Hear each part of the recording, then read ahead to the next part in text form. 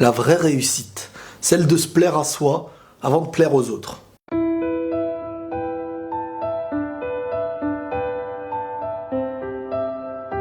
Aujourd'hui, il faut être sincère, on n'arrive plus à se satisfaire de nous-mêmes, mais on préfère plaire à l'autre. Notre vie entière dépend du regard des autres. Que ce soit dans le monde du travail, on se crée notre personne sur ce que l'autre souhaite avoir de nous, un patron, et pour obtenir certaines choses, on arrive même à vendre nos personnes et nos convictions. En amour, c'est pareil, on souhaite satisfaire l'autre au point de ne plus être nous-mêmes. Et même dans les fréquentations, que ce soit amicales ou autres, pour paraître cette personne, pour être cette personne, qu'on soit vu comme ça, eh ben on joue un rôle, on n'est plus nous-mêmes. Et en fin de compte, on commence à dépasser cette ligne de se dire qu'on doit se plaire. Non, on ne doit plus se plaire, on veut plaire aux autres.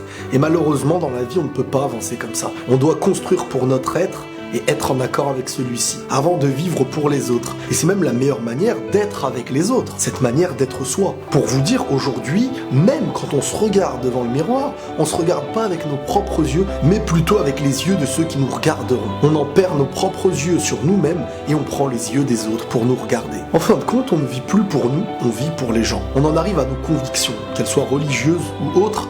On n'est plus fier de ce qu'on est.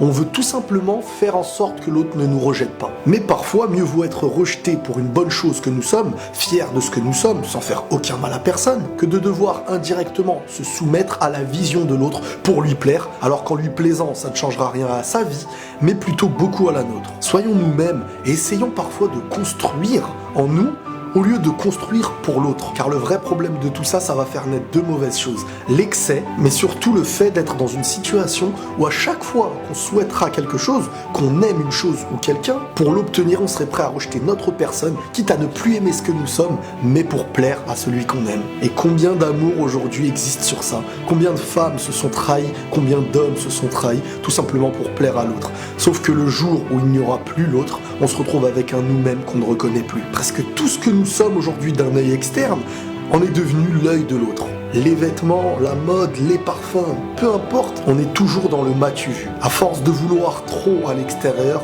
c'est un manque à l'intérieur. Et c'est un petit peu ce que la société fait de nous aujourd'hui.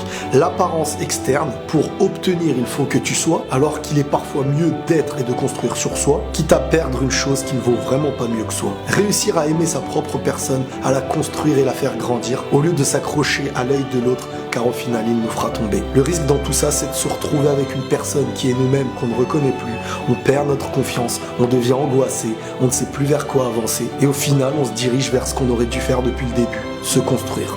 Prenez tous soin de vous, et la paix sur vous.